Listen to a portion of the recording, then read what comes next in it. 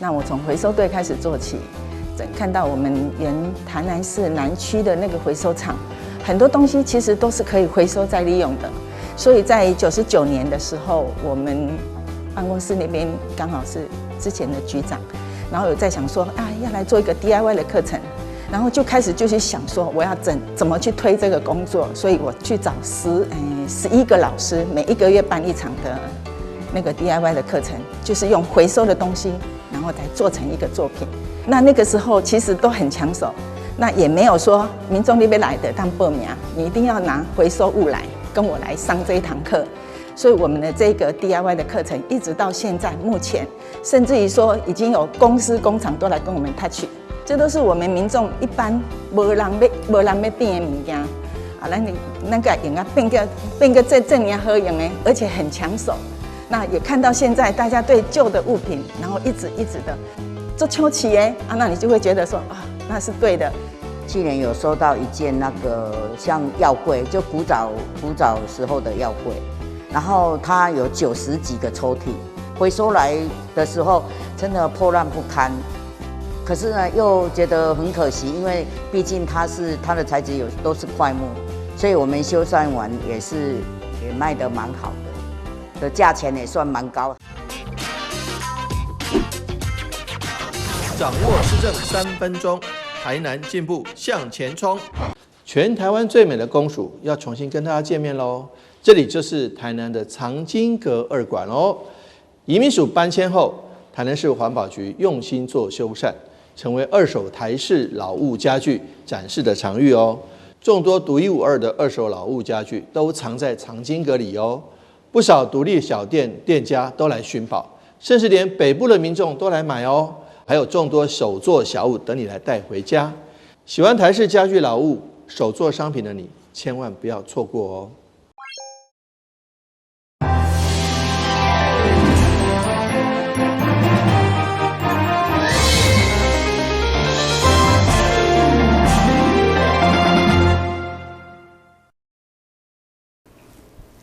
了时间嘅欢收看4月28号的中嘉台南第5新闻。前几年，法国国防部长海林参议副议长的 Richard， 即个来台湾访问期间，除了传达因对台湾的支持，27号嘛特别来台湾的起源地台南参访，专程由市长吴伟贴来接待，希望未来法国甲台南有更较侪交流。Richard 是法国参议副议长，嘛是法国政坛大龙级人物。27号特别甲国会跨党派成员来台南拜访，其中一条特别准备印上法国国旗兰花等纪念品来收藏，期待未来会当甲有同款文化内涵的法国来交流。这次来台湾，除了在首都台北之外，也拜访了像农业的这个宜兰，以及文化跟科技的台南，一北一南。我相信在台南，期待有机会更多能够有跟法国能够有更密切的一个往来，不管是在科技，不管是在文化，不管是在现代城市的一个规划上，我们都很期待。那也希望各位在台南的紧凑的行程中能够旅途愉快。那也希望如果有机会回到法国之后呢，能够多促进台南、台湾跟法国的交流。会中副议长 Richard 嘛讲到，即摆来台湾访问，主要是传达法国对台湾的支持，嘛要见证台南作为台湾文化起源，因为伊相当重视人权议题，嘛是第一摆来台南，所以会后特别率团前往台南市228纪念公园献花，表达对受难者的敬意。台南新闻综合采访报道。你敢知影卖拍囡仔已经是世界趋势，而且4月30号嘛定做国际卖拍囡仔日。其中委托28号提前到中民国小、甲老师以及家长团体做伙宣导儿童权利，无容允任何对囡仔的暴力行为。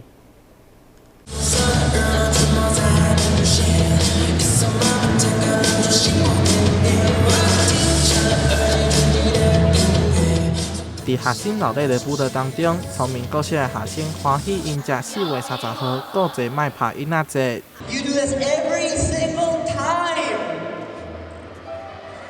台南市教育局每一档持续办理儿童权利相关的三道活动。今仔日的活动透过情景剧的演出以及亲子共同创作的艺术作品，来推广亲子教育，鼓励家庭建立正向的亲子关系。国际儿童权利公约，谁知道了？请举手。4个原则，都不知道哦。台南市长黄伟綽也特别甲学童来做着互动，加强宣传国际儿童权利公约的4大原则，包括着无互儿童受到任何歧视，儿童有表达意见的权益，有生存发展权，以及爱以儿童的上佳利益为考量等等。不管有没有这个公约，其实我们都努力来促进儿童的权益。但是这个公约很明确的4大原则就是说儿童的生存权与发展权啦。那不反对对儿童的歧视，这些我觉得其实这正好落实了校园像反霸凌啦、反对歧视的这些部分。因此呢，我们今天借着这个今天的这个记者会，特别把一些具体可行的一些政策以及学校的一些作为把它具象化，而不只是一个比较抽象的这个原则的宣示。因此呢，我想说对于儿童的权益的保障，我们把它落实为具体的校园政策，这是我们的目的。教育局表示，借着国际卖拍囡仔节来彰显儿童人权，同时呼吁社会各界关注儿童权利，让每一个囡仔都会当健康快乐的成长。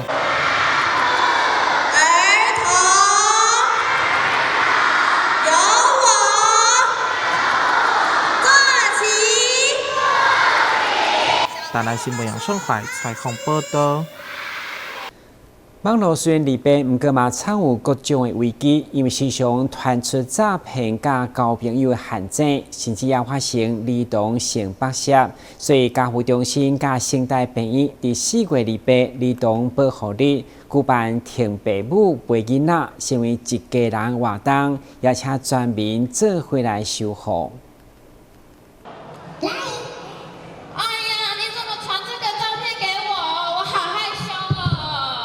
真侪少年人因为涉世未清，常常掉入网络诈骗陷阱，造成人财两失遗憾。但是，敢若是禁止儿少使用3C 的产品，可能唔是上好的做法。教导甲培养囡仔有能力辨识风险，才是关键。圣代病院失手南北教护中心第428儿保日这天，举办挺父母陪孩子成为一家人活动，后交全民做伙来担任儿保特工队。网络性剥削呢，虽然是科技进步之下的一个产物，我们孩子们呢也慢慢使用这些科技产品，但是它副作用是有许多的不好的行为，包括说性剥削，包括说影片外流等等呢，这需要我们的社会大众、我们的家长、我们的大众呢一起来协助孩子们，让他做好自身的保护。我们的小朋友因为好奇心，因为知识未成熟，其实很容易就落入这个陷阱。但在现在这个社会中，你要去完全让他们接受网络，这大概是一个不可能，也不是一个聪明的做法。所以应该是好好的去辅导他，去了解他，去辨识危险。儿童保护非常简单，只要我们平常每一个人多一点鸡头心，多多的来关注我们旁边的孩子。如果孩子有需要的时候，我们多一点的关怀，多一点的行动，甚至打一通电话来通报我们的社工，我们社工就会及时的把我们的资源，把我们的服务带给我们。教导儿少防止恶龙，爱秉持着3不4要原则，包含不沉迷、不暴露、不私会，要警觉、要接纳、要教导、要求助。同时，嘛要观察甲提升囡仔应用甲自我保护的能力。台南新闻张硕维采访报道。为了促进社区商圈的商机，东区区公所联合东门路桥周边的商店来办活动，推出消费满500就送往来好康，希望吸引更多民众来捧场，帮助店家生意往来。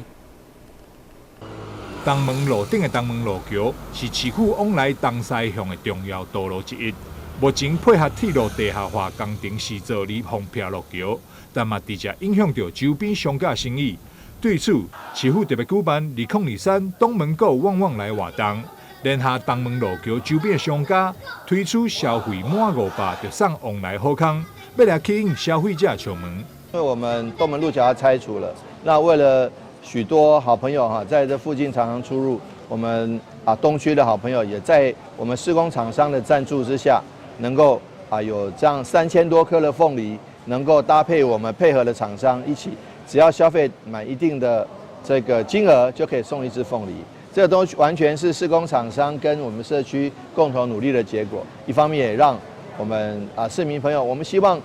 铁路地下化工程赶快做好，那至少在地面上能够恢复这个通行，能够缝合都市，让这个都市不再为这个平交道而耽误了时间，影响了这个交通的顺畅。你思考用什么方式来让这个店家的生意能够带动这个气流？拄我看到电视最近市都有在做这个，我相信这个我们代表一个气候啦，而且我就是讲我来想看卖，所以就跟我们南营果菜市场这边下请说，凤梨是不是可以帮忙一下？他说没问题，我们答应帮忙那施工厂商呢包括根基等等他们也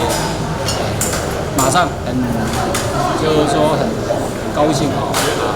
希望能够来参与这个活动。那当然这个过程当中也感谢里长的说服了。参与这次东门购旺旺来，今年3月才搭开幕的文青茶店意图，也感谢市府举办活动，帮助店家用心。因为我们是刚好开在东门路地，我们是东门路1段58号的意图。那其实施工当然大家那边都会有影响，然后附近的风沙很大，然后声音也蛮大的。那政府其实也蛮有心的，他就想说借由这个联谊的活动第一次办，然后可以让大家就是商机会比较好一点。那我觉得其实大家除了政府部分的话，我们自己也会就是很努力，东西首先是要好喝，台南的东西都很棒，希望大家来支持。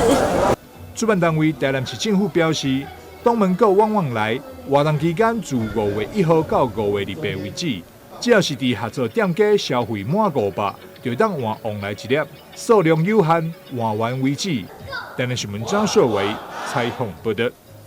在9月是全球穆斯林信仰重要仪式，其中开斋节意义就参像台湾春节同款闹热，为了让台南省外外籍学生会当感受到过节的气氛，台南市政府特别甲中华艺术科技大学合作，举办开斋美食嘉年华，下面来做伙来感受现场的气氛。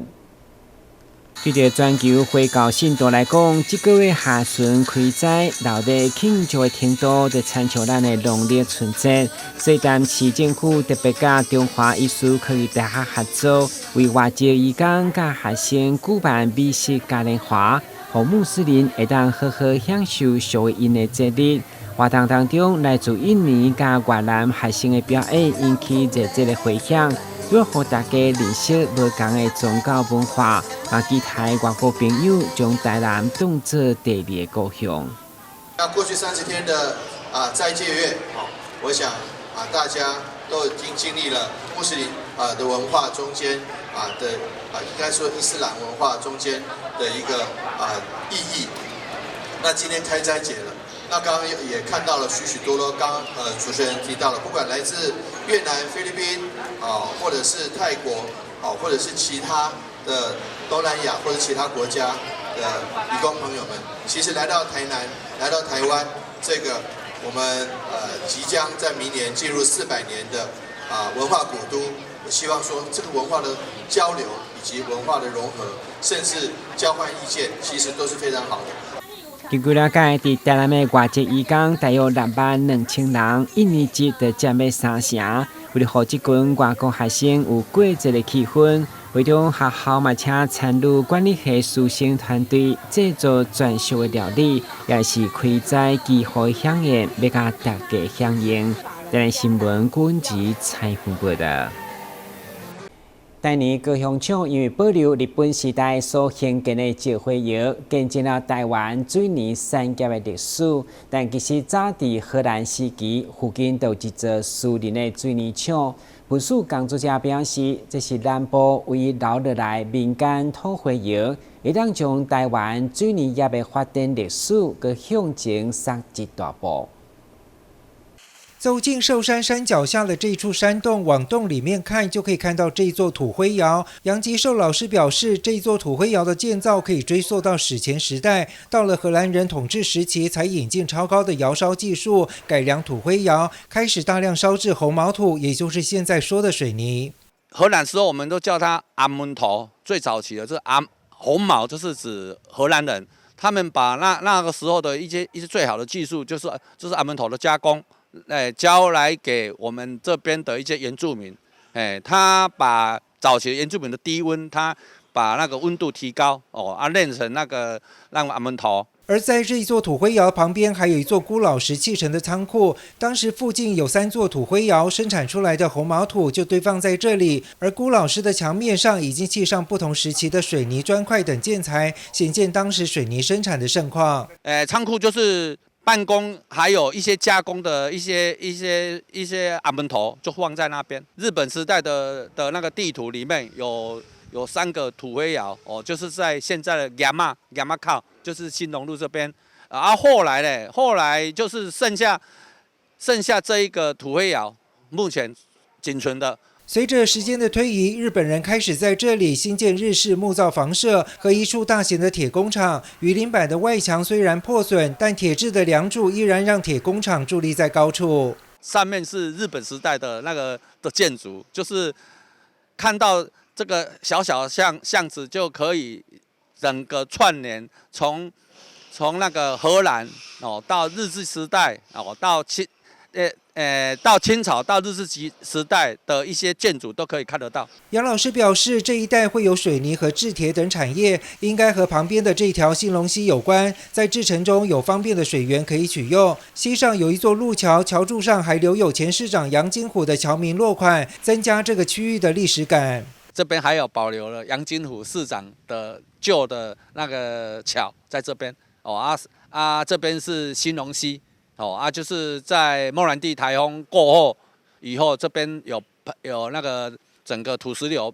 奔下来，所以说又改建。从荷据时期的土灰窑到日治时期的铁工厂和民国时期的桥梁，寿山脚下这个小小的区域就堆叠不同时代的建筑遗迹，非常具有历史价值，期待善加保存。记者黄冠维、赖昌邦高雄报道。伫高雄山家有一条坐中药行的街道，其中一间由国术馆所改造而成的青草茶店，头家是国术馆的创办者查某孙，伊传承了阿公3代经验，决定将这块已经56档的扛棒来切互光。在高雄狮甲有一条中药行街，一间由国术馆改造而成的青草茶店就隐身其中。老板是国术馆创办者的孙女，传承了阿公历经3代的经验。他决心再次擦亮这块已经56年的招牌。阿公其实想要开设回春也是因缘际会，对，然后他是有因为缘分，然后来到狮甲这个地方，他觉得跟狮甲很投缘，所以阿公就是花了一点时间把全家带过来狮甲这边，然后也认识了我们应该要称他为祖师爷的一位先生，那他的先生就是阿公的草药的老师。青草茶是爸爸退休后想要做的一些小生意，对，那只是我回到台湾之后呢，我才知道说，原来爸爸有阿公留下来的配方，那我就跟爸爸讨论说，那我们要不要一起合作？你教我怎么认识青草，怎么去煮青草茶，那我把阿公的店，把这间回春去做一个改造，然后我们一起合作，就是卖阿公的青草茶。像我现在在用的这个回春青草茶，其实它是我们的招牌。那它里面的话可以喝到一点淡淡的薄荷的香气，那它用10几种药材去熬出来，所以喝起来是蛮有层次感的。草药的挑选也是一门大学问，老板向爸爸学习选料，视觉、味道、触感，通通都是美角。为了配合现代人的口味，在进行味觉上的改良，为的就是一杯高品质的青草茶。到我这边要卖成青草茶，我有稍微跟爸爸把它做一个改良，因为原本的配方可能会非常的苦，或者是草本味很重。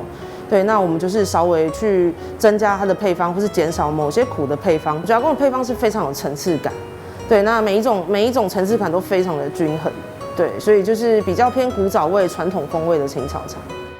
店内除了茶类饮品，另外还有一项杂菜汤，同样也是人气商品，是老板花了许多时间才追寻到的记忆中童年的味道。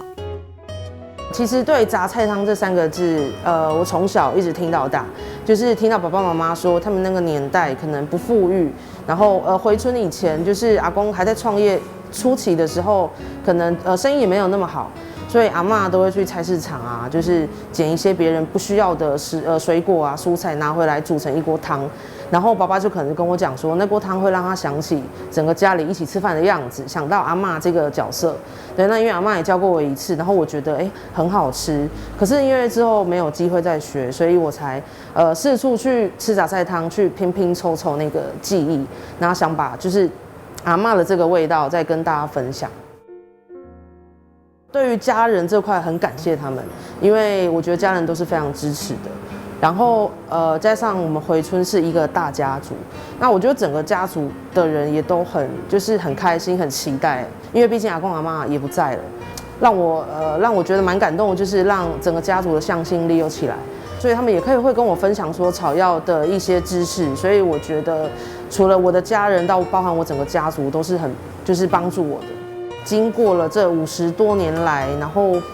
我又再一次出来改造，然后擦亮了回村的招牌，所以我觉得一定要坚持的就是传承跟传统。那我也希望说到我的手上，就是他当然也不能再去做任何的更改，因为它的每一个你少了一个，它的每一个层次就会改变。我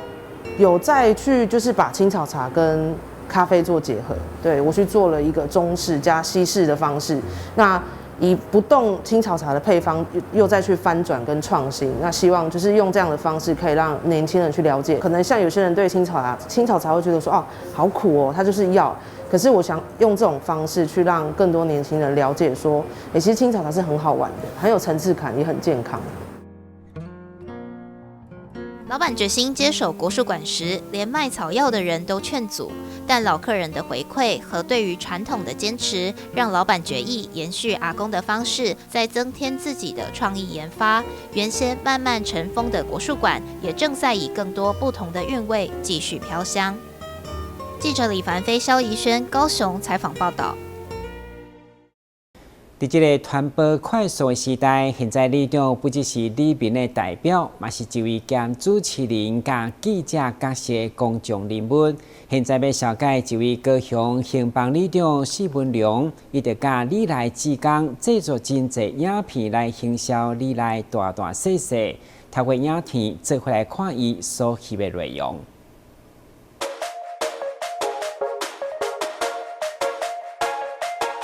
影片中，高雄市前镇区兴邦里长薛文龙不愠不火，面对镜头丝毫不畏惧，以生动亲切的方式来介绍兴邦里的点滴事物。它虽然是小小的，可是小的很美，小而美。哦，这是阮兴邦里哦美学啦，美学社区啦，哦美学里就是甲咱里来上水的、上健康的，哦也是上有认真味的，哦介绍咱这个前镇区或者个。里长伴也好，也是阮隔壁里好，了解兴邦里真正会当去的所在非常的赞安尼啦。薛文龙在影片中极力推荐里内的兴邦公园，并表示公园在志工伙伴的用心整理下，非常适合亲子家庭来这里休息玩耍。而也是因为这群里内志工好伙伴用心学习社区媒体试读课程后，来加以应用，介绍兴邦里内大小事，也间接分享了里长薛文龙的社区服务。阮有请指导老师给阮指导一下。所以阮就家己来啊，阮是当作也是在玩的感觉啦，所以无压力。这录影是按照阮的总干事，也是阮某一个里面就帮阮录，阮就家己演，家己讲，家己介绍，纯粹就是讲的都是事实的事情这样子，不是我一个人哦，每个志工或是志工老师，他们都有一段一段他们自己的解说地方的精彩的事物，真的很棒。薛文龙提到，新邦社区志工伙伴除了拍摄里内发展的点滴，也分别自愿担任里内代言人，希望以剪辑后置影片的呈现，让更多民众发现新邦社区的繁荣发展，也期待跨区交流，让社区多了互动，也认识更多新朋友。就是阮有一寡导览员是阮家己里来，阮的志工家己培养出来，互别个里来参观阮的兴邦里、兴邦社区。每一段有阮的导览人员，拢是阮家己的人阮家己举麦克风去解说。我是讲，甲我的里民会当团结在一起，甲里的好介绍别个区，别个区毋是譬如讲前顶迄个盐埕区啦，还是公山迄边啦，还是迄个较远的区，互来参与，来了解阮兴邦里。透过网络影片这样的呈现方式，薛文龙表达对里民的感激之意，并表示将会持续制作更多精彩画面，不枉费里民对新邦里的热爱，同时分享给更多民众看到新邦里的热情。记者李佳龙高雄采访报道。感谢收看4月28日中嘉台南电新闻，我是顾文杰，咱再会。